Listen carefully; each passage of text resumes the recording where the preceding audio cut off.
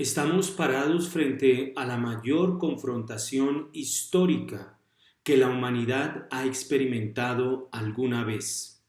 Nos enfrentamos a la confrontación final entre la Iglesia y la anti-Iglesia, entre el Evangelio y el anti-Evangelio, entre Cristo y el anticristo. Son palabras del entonces cardenal Karol Wojtyła, futuro Juan Pablo II, que pronunció en el Congreso Eucarístico en la ciudad de Filadelfia, Estados Unidos, que se realizó en el año de 1976. Reciban un cordial saludo, les habla el Padre Fernando Cárdenas, desde aquí, desde la parroquia Nuestra Señora de la Salud en Chocontá. Estamos en esta confrontación final y dice el entonces cardenal Wojtyła que él piensa que no cree que el gran círculo de la sociedad americana o de todo el amplio círculo de la comunidad cristiana se dé cuenta de esto completamente. Estamos distraídos. Y entonces se habla de que gana la izquierda, que gana la derecha, la tercera vía, la tercera ola, en fin.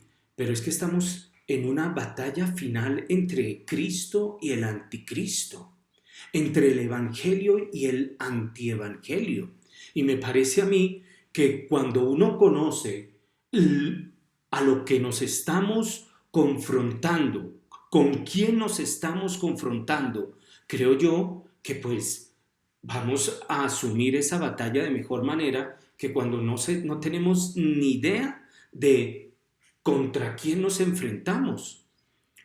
Pues nos estamos enfrentando a dos antropologías irreconciliables, es decir, ante dos concepciones del ser humano y de la sexualidad que no se pueden reconciliar. De hecho, el 8 y el 9 de mayo pasados se realizó en Roma por la Cátedra Internacional de Bioética Jérôme Lejeune. Ellos organizaron un simposio sobre esta encíclica de Pablo VI, Humane Vitae, esta encíclica del año 68. Y uno de los ponentes fue el cardenal español Ladaria, quien tuvo una ponencia que tituló Humane Vitae, encíclica audaz y profética, su vigencia hoy. Recordemos que Luis Francisco Ladaria, el cardenal Luis Francisco Ladaria, es el prefecto para el dicasterio de la Congregación de la Doctrina de la Fe. Y allí él pone de presente estas dos antropologías irreconciliables. De un lado está la antropología, es decir, la concepción del ser humano, revelada, la concepción judeocristiana, que dice que el ser humano es imagen y semejanza de Dios, es decir, y esto lo dice en el primer libro de la Sagrada Escritura, es decir, la Sagrada Escritura comienza con un golpe fuertísimo: eres imagen y semejanza de Dios. En el Antiguo Testamento y en el Nuevo Testamento te dicen que busques la santidad. No solamente que busques, sino es el mandamiento a ser santos. Sean santos como vuestro Padre Celestial es santo. Ya hemos dedicado una serie de programas acerca de lo que es la santidad. Y pueden allí buscar esos programas acerca de lo que es la santidad. Te dice a ti la antropología judeocristiana que eres capaz de amar como Dios ama. Este es mi mandamiento, que se amen los unos a los otros como yo los he amado. Es decir, mira todo lo que dice la antropología judeocristiana basada en la revelación bíblica. Que el hombre es imagen y semejanza de Dios, que está llamado a amar como Dios ama. Y hay otra visión irreconciliable, una visión que parte de un racionalismo, donde se considera el cuerpo como un mero objeto, donde el cuerpo viene a ser una cosa más, algo que yo puedo manipular, porque el cuerpo está es para ser instrumentalizado de acuerdo a mis caprichos, deseos, y es la famosa frase, el famoso canto que escuchamos con mucha frecuencia, y es: yo tengo un cuerpo. No, tú no tienes un cuerpo, tú eres un cuerpo. Tu cuerpo viene a expresar lo que tú eres, y esto es algo de lo cual se habla hoy día, el lenguaje corporal. El lenguaje corporal me permite a mí saber si una persona está aburrida, cansada, despierta, interesada, no le interesa, está distraída. Es el lenguaje corporal, porque tú no tienes un cuerpo, tú eres un cuerpo. Y esta visión racionalista reduce el cuerpo, es un reduccionismo del cuerpo. Si la visión judeocristiana te dice que el cuerpo humano es imagen y semejanza de Dios, es una visión teológica. En esta visión racionalista se reduce el cuerpo a una visión meramente biológica. Y por eso el cuerpo se hace un objeto más, que tú puedes manipularlo, instrumentalizarlo como tú quieras. De hecho, el cardenal Ladaria va a decir lo siguiente: se considera el cuerpo como un bien instrumental y no como una realidad personal. El cuerpo queda reducido a una mera materialidad y es susceptible de manipulación. Es esta cosificación del cuerpo que se presenta con ese lema: mi cuerpo me pertenece. Porque es mi cuerpo, yo tengo un cuerpo, me pertenece a mí, y entonces, como me pertenece a mí, yo hago con mi cuerpo lo que yo quiera. Es una cosificación del cuerpo que conlleva un reduccionismo de lo que es el ser humano, y que conlleva una pérdida de la verdad del amor humano.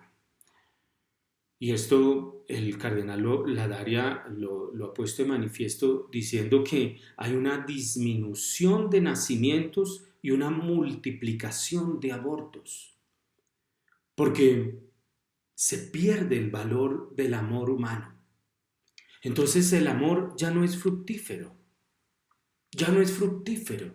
El amor ya no es esa entrega. ¿Por qué? ¿Por qué se pierde el valor humano? Y esto en este contexto de la lucha final entre el evangelio y el antievangelio.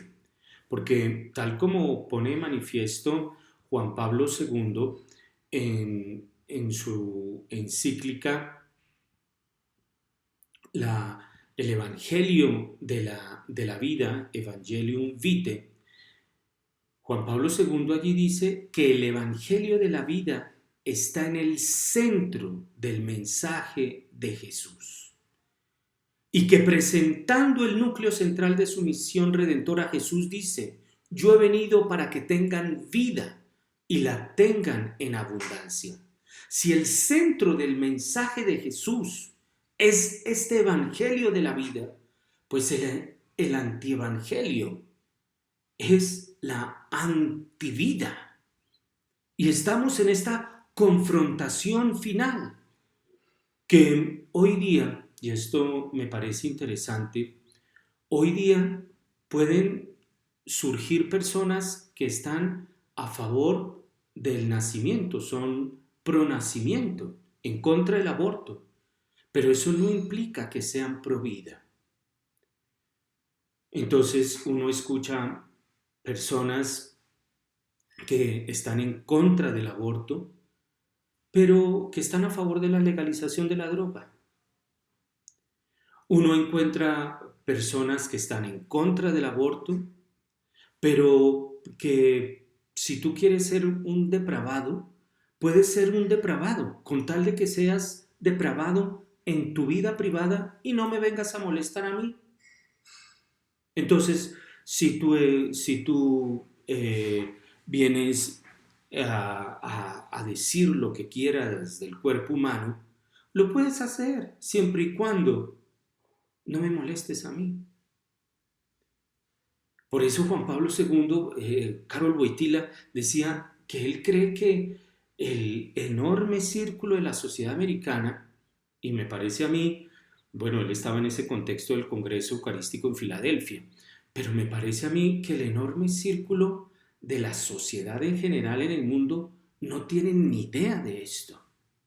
Así como se ha reducido el cuerpo humano, así hemos reducido esta batalla entre el evangelio y el antievangelio. Son posturas irreconciliables. Y hay una pérdida del valor del amor humano. ¿Por qué? Porque divide al hombre. Divide al hombre en que por un lado está su cuerpo y por otro lado va, digámoslo así, su personalidad. Lo divide. Juan Pablo II, él decía que el hombre se ha convertido en imagen y semejanza de Dios, no solo a través de la propia humanidad. El hombre, digámoslo así, solito. El hombre solito es imagen y semejanza de Dios, sino también, es decir, se ha convertido en imagen de Dios también a través de la unión de las personas que el varón y la mujer forman desde el comienzo. La unión, la comunión. Y por eso esta visión antropológica reduccionista,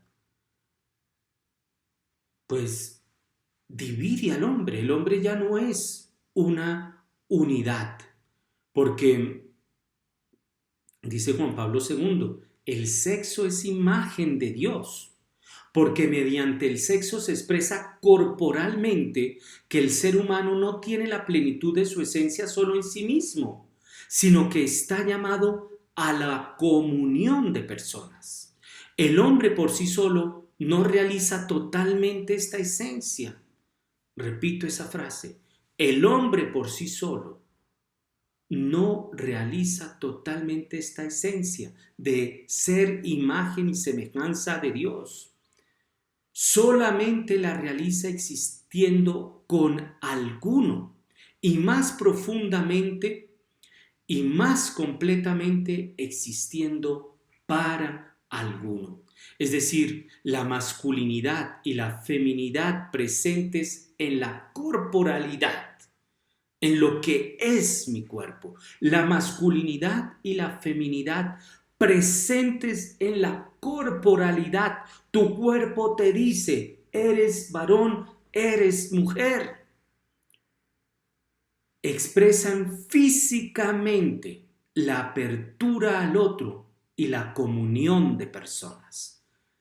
Qué postulado tan profundo que, repito, el hombre por sí solo no realiza totalmente esta esencia de ser imagen y semejanza de Dios.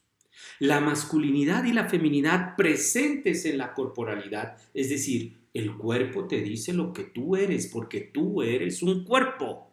Entonces, a ti el cuerpo te dice, oye, soy varón. A la otra, yo soy mujer. Presentes en la corporalidad expresan físicamente. ¡Qué maravilla! Expresan físicamente la apertura al otro y la comunión de personas. Si yo soy varón y ella es mujer, entonces mi cuerpo y el cuerpo de ella me está hablando de que estamos llamados a una apertura y a una comunión de personas. Pero si yo no me percibo, como dicen hoy día, si no me autopercibo varón, sino que me autopercibo LGTQBXY, entonces yo no veo que el otro sea para, para que yo me entregue. No, es decir, el otro, así como yo veo que mi cuerpo es algo que yo puedo instrumentalizar, que lo puedo volver un objeto, el cuerpo del otro también. Y ahí es que pongamos todas estas luces. Entonces, un aumento en la pornografía. Porque yo no veo que mi cuerpo sea yo. Entonces, si yo no veo eso de mi cuerpo, tampoco voy a ver el cuerpo, tampoco voy a ver eso en el cuerpo del otro, del cuerpo del otro. El cuerpo que expresa la feminidad para la masculinidad y viceversa. La masculinidad para la feminidad manifiesta la reciprocidad y la comunión de personas. Entonces, como yo soy varón y yo solo no realizo ese ser imagen y semejanza de Dios, pero mi cuerpo me está diciendo, estás para otro. Estás para otro. Por ejemplo, yo como sacerdote, mi cuerpo como varón me está diciendo, estás para otro. Estás para la feminidad, para una mujer. Yo estoy para la iglesia. Yo estoy para la mujer sin mancha ni arruga, que es la iglesia. Eso me dice mi cuerpo. Por eso el cuerpo de una mujer le debe decir, oye, yo no estoy para el cuerpo de otra mujer, yo no estoy para casarme con la iglesia. No, yo estoy para el varón. Así como el cuerpo del varón le dice, está para la mujer. Y hasta para los sacerdotes nos dice eso. Así el cuerpo de la mujer le dice, está para el varón. La sexualidad humana no es solo fuente de fecundidad, es también imagen de Dios porque tiene la capacidad de expresar el amor de Dios. Y Juan Pablo II llama esto el significado esponsalicio del cuerpo. El descubrimiento de que yo solo no me realizo. Y ya les digo, si esto se aplica hasta para un sacerdote, la fecundidad expresa la imagen de Dios porque tiene la capacidad de expresar el amor. Y miren todo esto con, ya lo hemos dicho, con la pornografía, con las pastillas anticonceptivas, con todo que, repito, se puede ser pronacimiento, pero eso no implica necesariamente que seas provida. Hay gente que está en las marchas en contra del aborto. Perfecto, perfecto.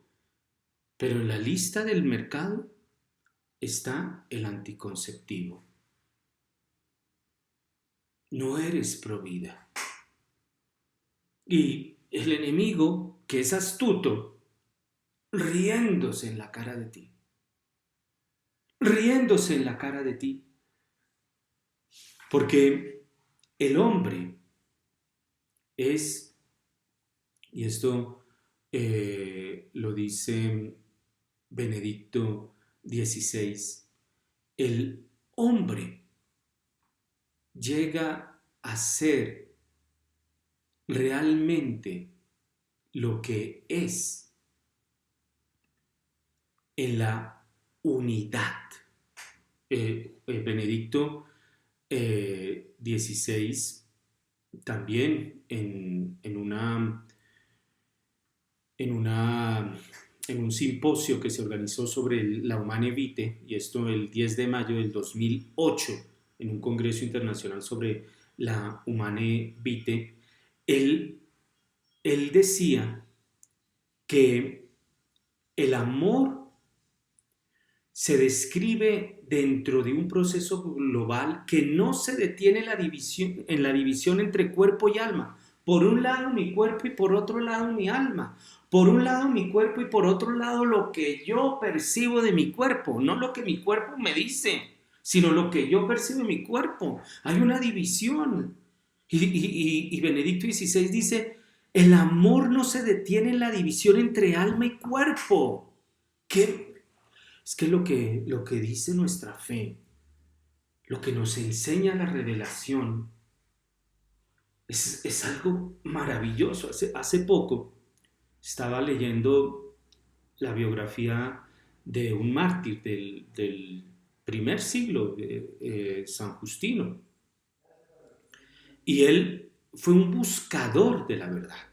Él fue un buscador de la verdad y San Justino, bueno, estaba buscando la verdad y allí se le aparece un anciano. Se le apareció un anciano y él lo cuenta allí. Él escribió algunas obras y en una de sus obras él cuenta ese hecho. Y se le aparece un anciano que le hace ver que pues toda esa sed de verdad él no la va a poder llenar nunca. Pero le da dos consejos para acercarse a esa verdad. Le dice que lea los profetas, interesante, los profetas, que lea los profetas. Y lo segundo que le dice este anciano que se le aparece a San Justino es que ore y que le pida a Dios que se le revele, porque Dios se revela a aquellos que Él quiere. Entonces San Justino comienza ese proceso de leer los profetas, de orar, y San Justino, que era un buscador de la verdad, él llegó a conciliar la fe cristiana con la filosofía. Interesante. Pero no compaginó la fe con las religiones paganas. Compaginó la fe cristiana con la filosofía griega, pero no compaginó la fe en Jesucristo con la fe de las religiones paganas. No hay una división entre fe y razón. Y por eso no hay una división entre alma y cuerpo. Y Benedicto XVI, él dice que no se detiene en la división entre alma y cuerpo, ni depende solo el sentimiento, sino que implica la unidad de la persona y la total participación. Esto en un contexto conyugal que habla Benedicto XVI, la total participación de los esposos. Pero si hay esa división, ¿cómo te vas a entregar totalmente si eres para el otro? ¿Cómo te vas a entregar totalmente si hay esa división? Y al mismo tiempo, ¿cómo lo vas a acoger si en ti hay una división? ¿Qué vas a acoger si tú ves el cuerpo de alguien como un mero objeto que hoy lo tienes y mañana lo botas? Y por eso, cuando hay esa participación total, que implica la unidad de la persona, cuerpo, alma, se entregan a sí mismos en una promesa de amor fiel y exclusivo que brota de una genuina opción de libertad. Es esto, y Benedicto XVI dice, lo que era verdad ayer sigue siéndolo también hoy. Y hace poco también leí una frase de Tertuliano, un gran apologista que, bueno, él terminó en una secta, pero en sus comienzos tiene una frase que dice: Jesús se presentó como aquel que era la verdad, no se presentó como aquel que era la costumbre. No, lo que era verdad ayer sigue siendo también hoy. Es esta unidad. Y Benedicto XVI continúa diciendo: la verdad en la humana vitae no cambia. Precisamente a la luz de los nuevos descubrimientos científicos, su doctrina se hace más actual e impulsa a reflexionar sobre el valor intrínseco que posee. Hoy, para nadie es algo que se pueda ignorar, que cuando una persona está embarazada, cuando una mujer está embarazada, tiene a otro ser humano. Y esto es de la ecografía, pero no, pero no. Es decir, lo que postula la Humanae Vitae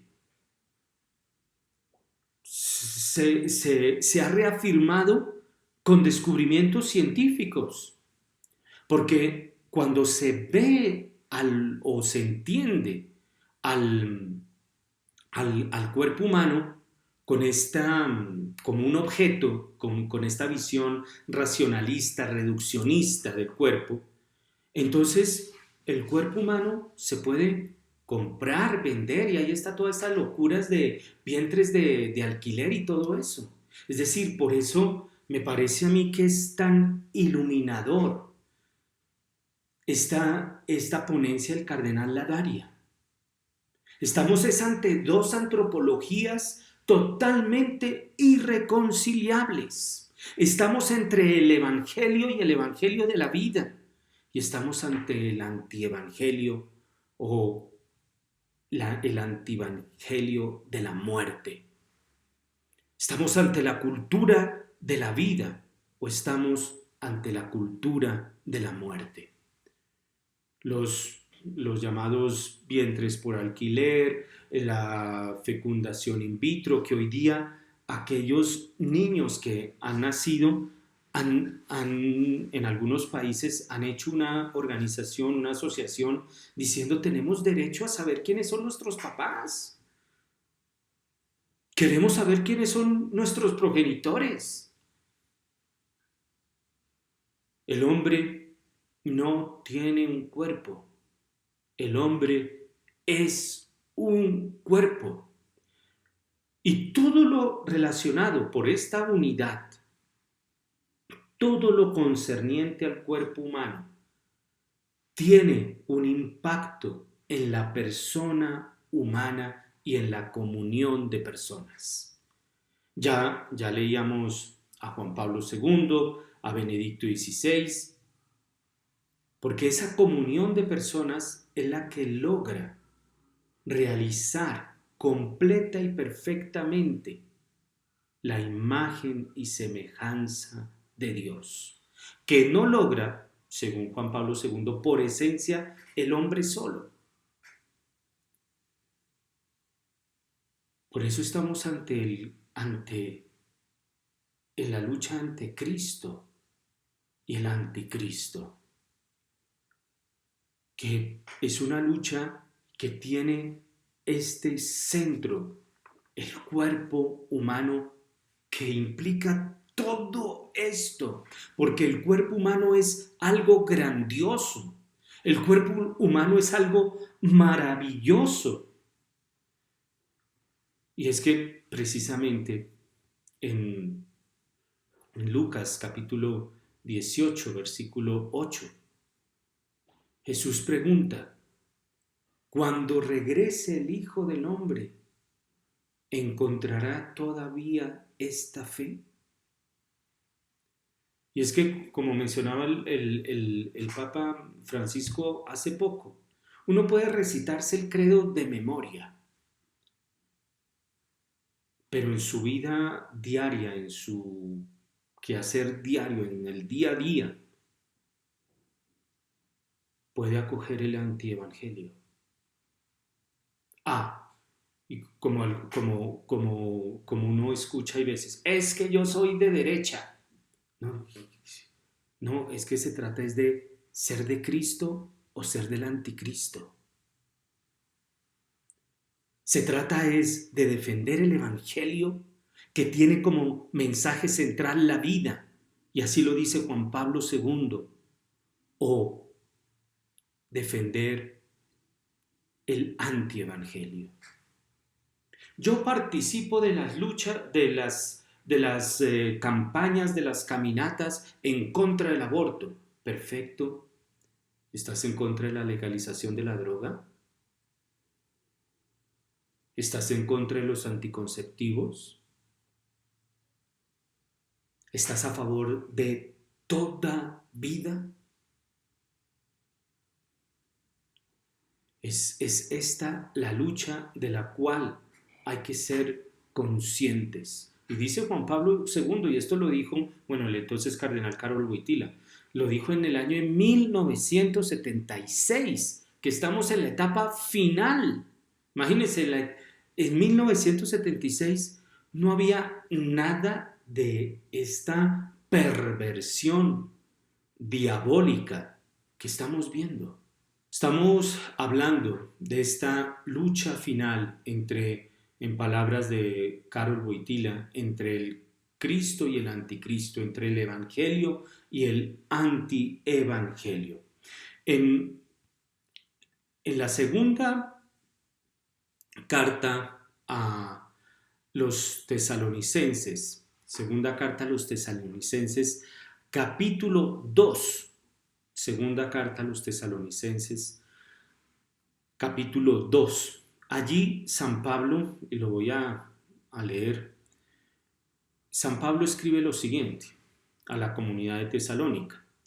Con respecto a la venida de nuestro Señor Jesucristo y nuestra reunión con Él, os rogamos, hermanos, que no os dejéis mover fácilmente de vuestro modo de pensar, que no os dejéis mover fácilmente de vuestro modo de pensar. Benedicto XVI, lo que era ayer verdad sigue siendo hoy verdad.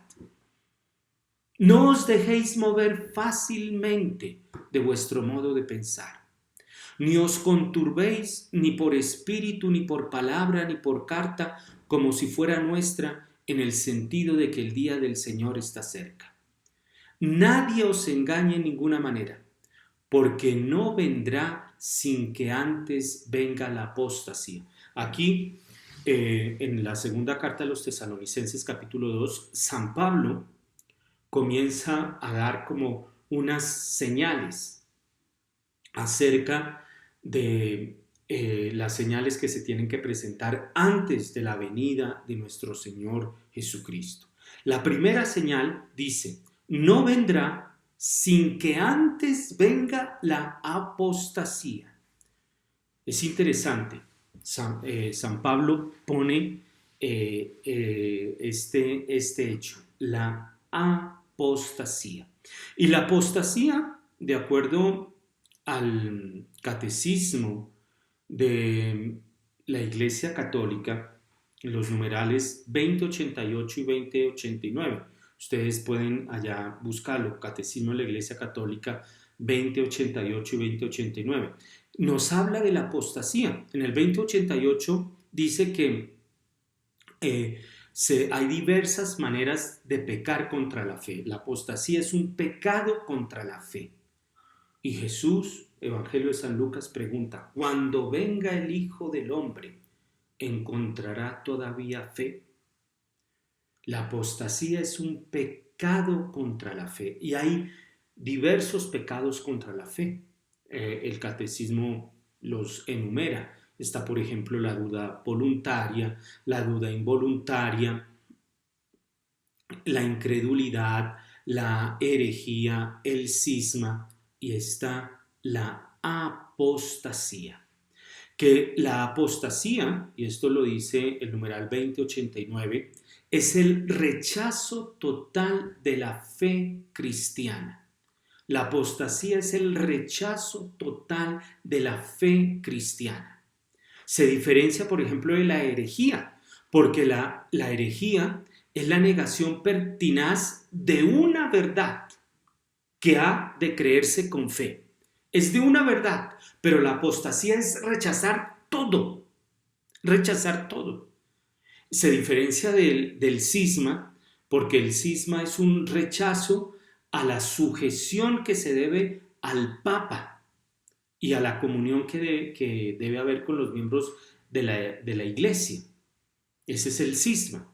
Pero la apostasía es un grado mucho mayor, porque es rechazar completamente la fe. Y es un pecado contra el primer mandamiento, y así lo dice el Catecismo de la Iglesia Católica en el numeral 675. Allá vamos a leer el numeral 675 del Catecismo de la Iglesia Católica, donde dice, habla del advenimiento de nuestro Señor Jesucristo, y precisamente toma esta señal que da San Pablo en la segunda carta a los tesalonicenses, que es la apostasía. Y dice así: antes del advenimiento de Cristo, la iglesia deberá pasar por una prueba final que sacudirá la fe de numerosos creyentes. O sea, esto no estamos hablando aquí de los ateos, de los incrédulos, de los herejes, no, estamos hablando aquí de los creyentes. Y lo pone expresamente, lo estoy leyendo textualmente del catecismo. Antes del advenimiento de Cristo, la iglesia deberá pasar por una prueba final que sacudirá la fe de numerosos creyentes. Repito esa pregunta de nuestro Señor. Cuando regrese el Hijo del Hombre, ¿encontrará fe sobre la tierra? Una prueba que sacudirá la fe de numerosos creyentes, porque la apostasía es un pecado contra la fe, pero que cometen son los creyentes. ¿Por qué? Porque es un rechazo total a la fe. Y esto entonces solamente lo pueden cometer los creyentes. Es una batalla. Y Karol Wojtyla en su momento decía que él cree que el numeroso círculo de la sociedad cristiana americana no tiene ni idea de esto. Ni idea. Yo rezo el rosario, yo rezo el credo, para volver a tomar el ejemplo del Papa Francisco, rezo el credo divinamente, hasta en latín, pero yo creer que Jesús es el Hijo de Dios, no. No, es como Buda, es como Gandhi, es un gran maestro, es el iluminado.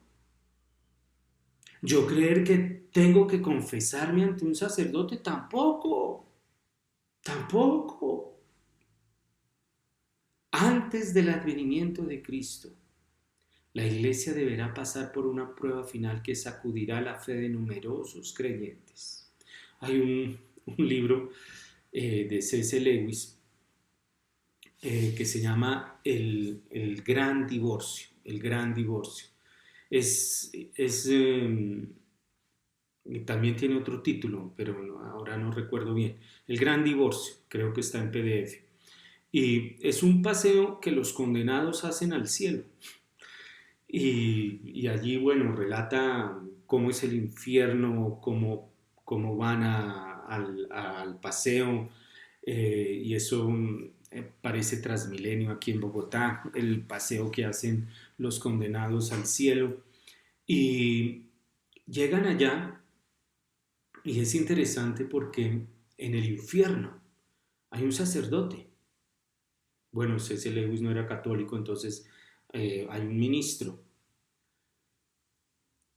Y este ministro tiene un círculo bíblico en el infierno y se reúne allí con los condenados a los miércoles a las 8 de la noche a leer la Biblia y a interpretar la Biblia. Y yo a veces me pregunto, Dios mío, que haya misericordia y que se envíe el Espíritu Santo, porque yo creo que se podrá tener círculos bíblicos en el infierno. Pongamos esta luz en Alemania.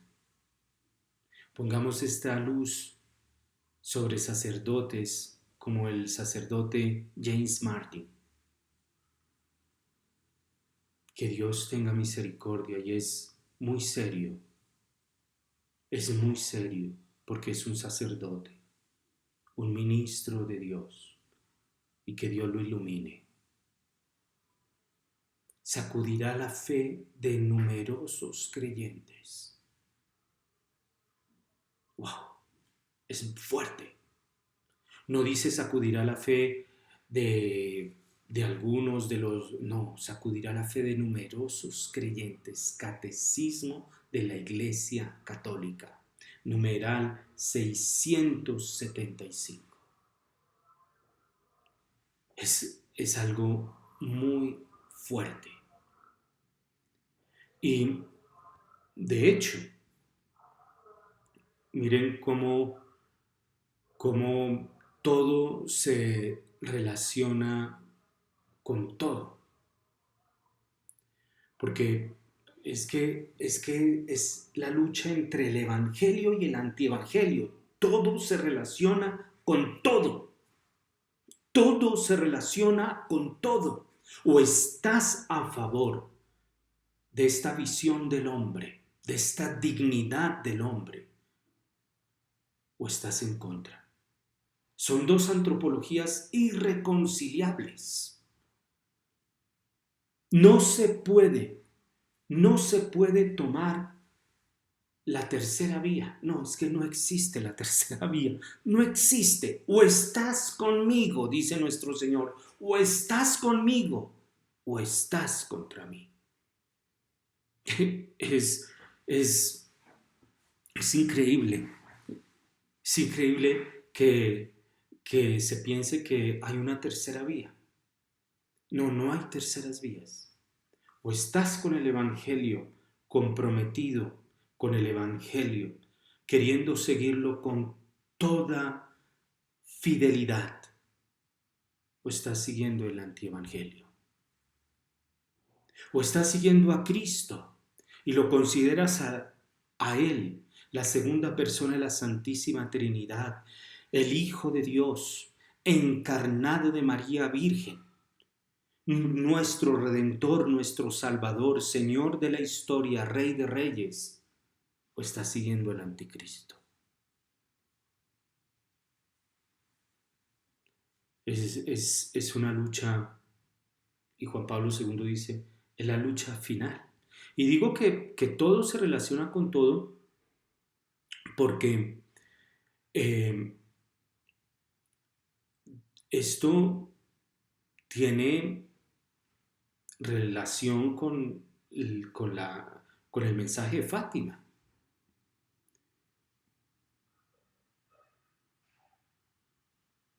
Por ejemplo, estos que, porque para la apostasía, y esto lo han dicho los moralistas, no es necesario que el creyente se vuelva musulmán, judío, budista, no,